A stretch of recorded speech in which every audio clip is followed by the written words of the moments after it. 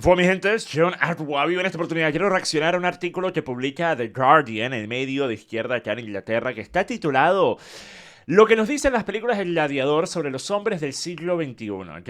Ahora miren, no por nada tengo el casco de Maximus allí atrás, ¿ok? Gladiador es mi película favorita desde que la vi por primera vez cuando salió en el 2000, yo tenía 7 años, ¿ok? Desde entonces la he visto varias veces más, sigue siendo mi película favorita, una puesta en escena magnífica, una actuación en elenco increíble, unas piezas musicales y banda sonora absolutamente impecables, y en efecto voy a estar inclusive yendo a ver a Hans Zimmer en vivo en concierto el año que viene, una cosa que he querido hacer durante mucho tiempo. Hans Zimmer es simplemente fantástico, ¿ok? Pero es una película que yo creo desde el punto de vista de lo que es, no pudiese haberse hecho mejor. Por eso cuando escuché que estaban haciendo Gladiador 2, yo asumí que nunca iba a ser mejor porque realmente no había nada que mejorar. Es una clase de película que no hacía falta una secuela, tenían que dejarla quieta y por su cuenta.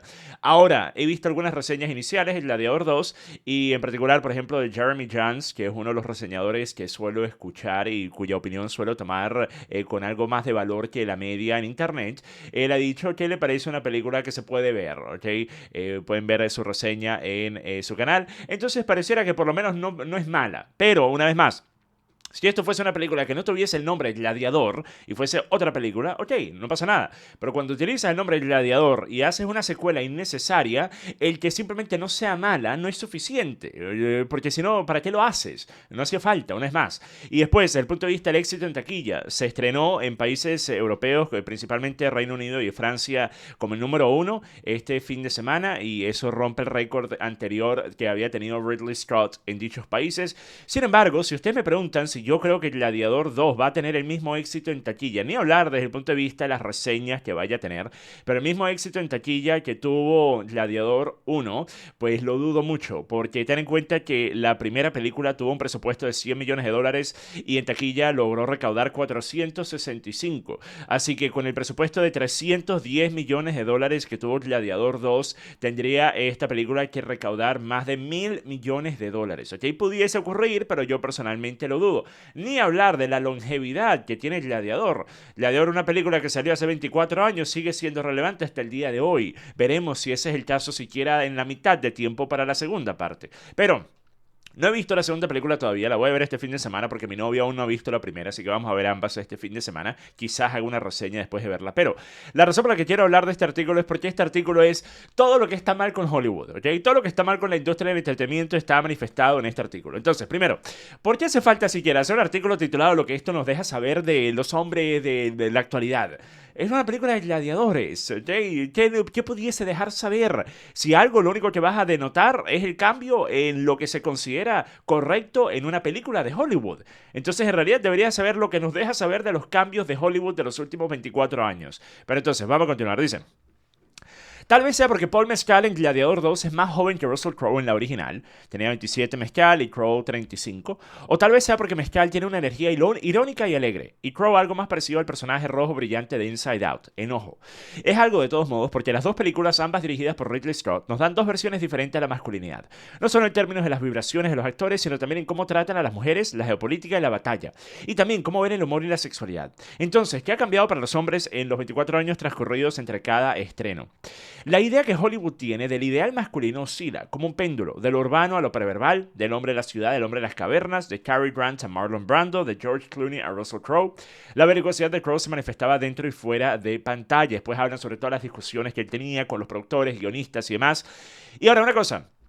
Al parecer, la mujer que escribe este artículo no parecía entender que desde el punto de vista de lo que muchos hombres ven como características dignas de emular o que hacen que un personaje sea atractivo para ellos aspirar a ser como este personaje, esta mujer no parecía entender que Cary Grant, Marlon Brando, George Clooney y Russell Crowe tienen todas las mismas características, solo que lo manifiestan de distintas formas. ¿A qué me refiero? Fortaleza, seguridad, confianza, valentía, la disposición a enfrentar cualquier desafío, el querer resguardar a sus familias. Por ejemplo, en muchas de las películas de Cary Grant, Marlon Brando y George Clooney. En efecto, eso era una parte importante. También, obviamente, el aspecto del éxito. El éxito en negocio, el éxito con mujeres, el éxito en relaciones interpersonales, el éxito en cualquier tipo de entorno en el que estén inclusive hablando con el cajero en una escena en una película donde se muestra a George Clooney o Cary Grant súper confianzudo, súper seguro. Una vez más, estas son las características que típicamente hacían que estos personajes en muchas de sus películas más populares fuesen populares ellos entre hombres, ¿ok? Y Russell Crowe también las tiene, porque resulta que a diferencia de lo que pareciera creer la mujer que escribe este artículo, los hombres pueden ser multifacéticos también, ¿ok? No son solo las mujeres, los hombres pueden también pasar por momentos como los que estaba experimentando el personaje de Maximus en Gladiador 1 después de haber perdido a su familia, y debido a eso quizás no va a estar riendo y saltando a cada lado, y al mismo tiempo puede haber quizás un personaje más joven que no ha pasado por esos traumas, que sí, sigue estando en un escenario muy difícil, pero que debido a que no acarrea todo ese trauma anterior, quizás pueda enfrentar su escenario actual de una forma más jocosa, ¿ok? Pero pues continuamos, dice: mientras rodaba en Marruecos, hablan una vez más despotricando a Russell Crowe, incluyendo todos sus problemas y sus riñas y trifulcas y demás. ¿Por qué? Pues porque ven a Russell Crowe como un personaje, como un actor, mejor dicho, parecido a Mel Gibson, ¿ok? Lo ven como estos actores que no se han adaptado al correctivismo político, que no se han adaptado a la modernidad, ¿ok? Mientras rodaba en Marruecos, le pidieron que abandonara la mansión militar en la que se alojaba. David Franzoni, productor que le propuso por primera vez la idea de una película de gladiadores a Steven Spielberg, recordó más tarde que un hombre en un jeep militar le dijo a Crowe que había violado todos los principios del Corán. No tenía ni idea de lo que estaba hablando. Beber, de juerga, de maldecir, no lo sé. Para ser justos, la película no creó este monstruo. La historia de Crowe incluye acusaciones de haber asaltado a coprotagonistas en Blood Brothers y de haber llevado a cabo un altercado en un club nocturno en Sydney en 1998, ¿ok? Después dicen: pero ya sea por accidente o por diseño, las asperezas de Crowe se reflejan en Gladiador, en una decidida falta de chistes, casi como un antihumor. Los hombres de verdad tienen un rostro de granito y no hacen cabriolas. Solo hay 2 chistes en 155 minutos, y el primero es más un humor sombrío, de chico, duro, que una verdadera carcajada. El grito de guerra de Maximus en la batalla inicial: si te encuentras solo cabalgando por los campos verdes con el sol en la cara, no te preocupes, ya que estás en el Eliseo y estás muerto. El segundo fue aparentemente improvisado, cuando Maximus recibe su cena en el recinto de los prisioneros y otro gladiador, el gigantesco especialista Ralph Moeller, la prueba, y luego finge que lo ha envenenado. Moeller dice que esta escena surgió porque Ridley se acercó y dijo: no hay escenas divertidas en las que ustedes sonrían. Es un buen argumento. Esta es la única vez que Crowe sonríe. Ahora, mira, con tan solo decir que esta es la única vez que Crowe sonríe, yo que no he visto Gladiador en probablemente 10 años, hace probablemente unos 10 años fue la última vez que lo vi. Obviamente una película muy larga, así que no es cualquier cosa decir vamos a ver Gladiador 1, ¿ok? Pero yo ya sabía que esto era mentira, porque yo sabía que por lo menos en un ejemplo, en un caso yo podía recordar que era una conversación que él estaba teniendo con uno de los esclavos amigos del personaje Maximus, interpretado por, ¿cómo es que se llama este actor? Que estuvo también en la muy buena película Blood Diamonds con Leonardo DiCaprio. Disculpe, no recuerdo el nombre, pero es esta escena, observa.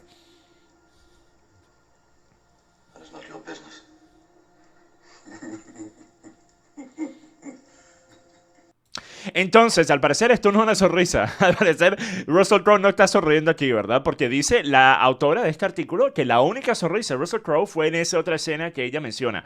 Esto es una sonrisa y eso fue un chiste, porque están hablando sobre lo que tenían estos muñequitos que había él hecho con madera, que después fueron sepultados por precisamente este actor al final de la película Gladiador 1. Disculpen si no la han visto, se las acabo de arruinar, ¿ok? Disculpen, vale. Pero resulta que en esta escena están hablando sobre los sueños que tiene y lo que piensa y cómo se imagina su familia. Y después dice: a mi hijo le digo esto, y a mi esposa, bueno, no es asunto tuyo lo que le digo a mi esposa, ¿ok? Le dice Maximus a su amigo y de eso lleva a las carcajadas, ¿ok? O por lo menos la risa. También había otra risa, en que obviamente fue una risa más irónica, en el que están hablando sobre que la muerte nos sonríe a todos, entonces lo único que un hombre puede hacer es sonreír de vuelta cuando está hablando con Komodo en esta escena. Observen. Unlike Maximus the Invincible, who knows no fear.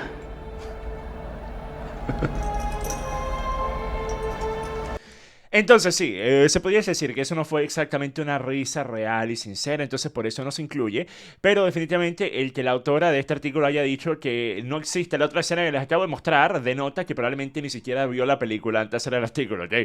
Después dice: La interpretación de Paul Mescal como Lucius es totalmente opuesta a la de Crowe.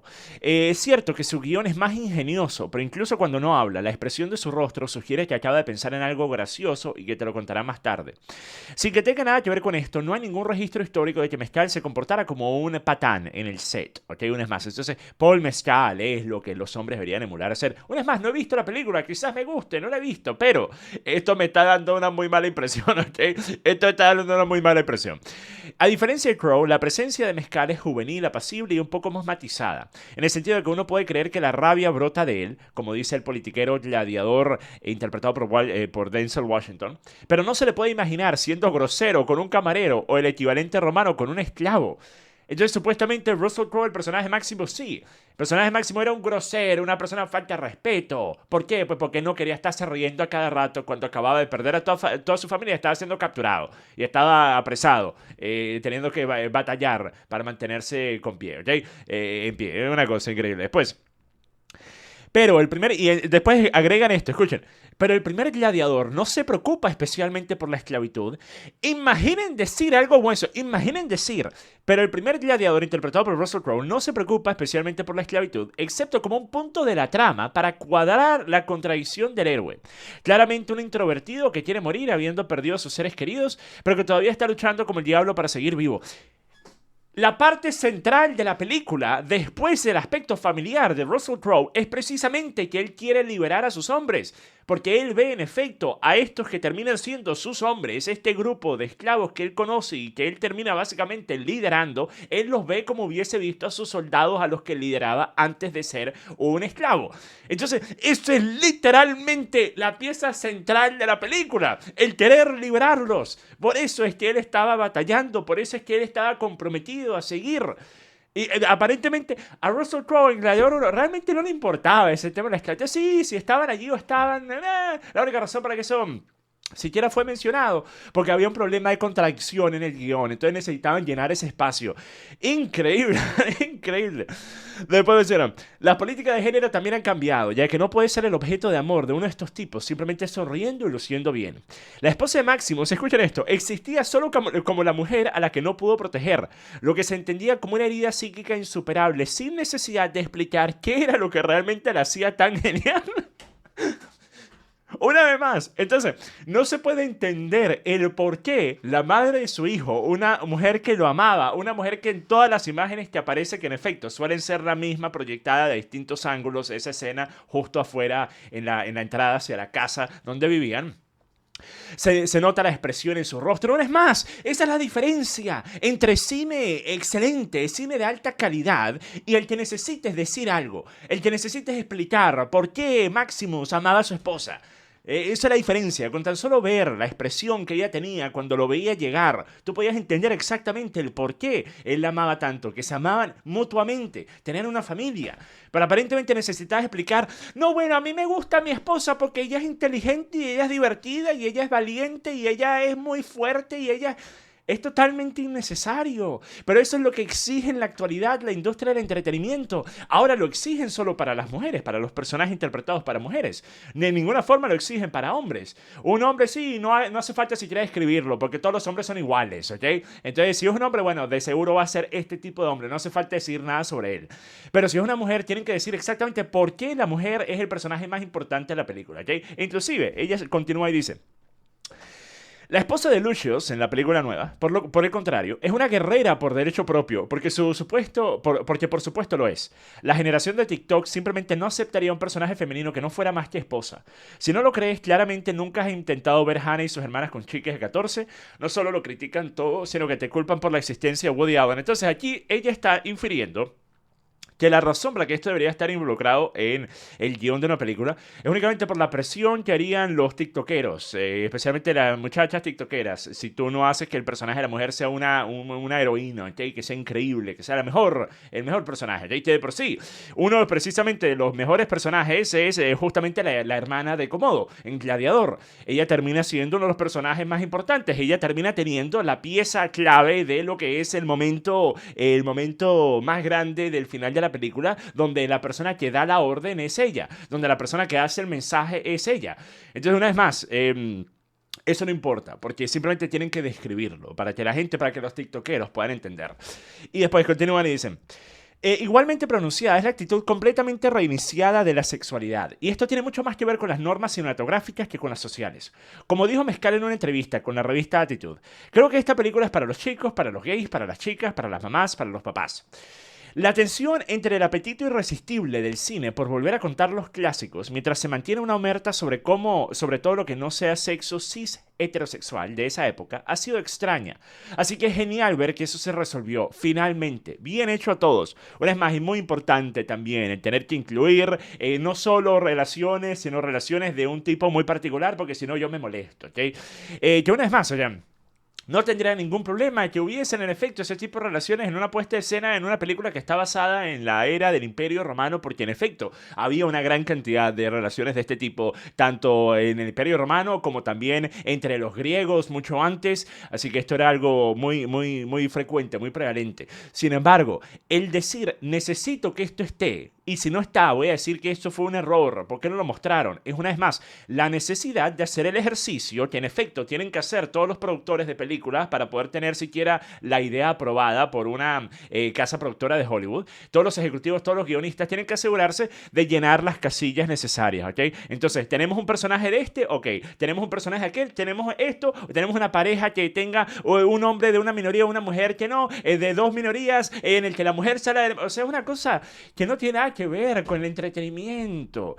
Eso es justamente lo que termina poniéndole imposiciones que después las personas lo notan y dicen: ok, yo no creo que estas decisiones se tomaron solamente porque querían hacer la historia y tenía sentido y era el mejor elenco para interpretar estos personajes. Yo creo que las decisiones se tomaron únicamente para agradar a los progres en la industria del entretenimiento, ¿ok?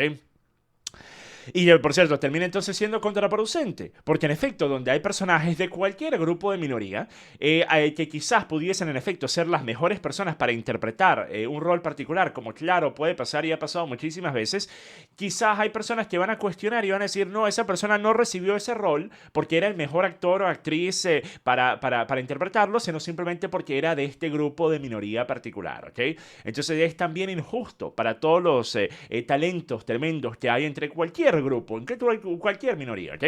Sin embargo, es innegable que la interpretación de Russell Crowe parecía más comprometida con el negocio de los gladiadores. Hay contradicciones en cualquier género de lucha. La violencia es malvada, la violencia es divertida de ver, pero las historias de gladiadores están hechas de disonancia cognitiva. Esas dos ideas opuestas probablemente se unen mejor en un gladiador que realmente no dice mucho. Ahora, tengo que admitir, me sorprendió este último párrafo, porque este último párrafo me parece bastante correcto, especialmente estas dos partes que he subrayado aquí, ¿ok?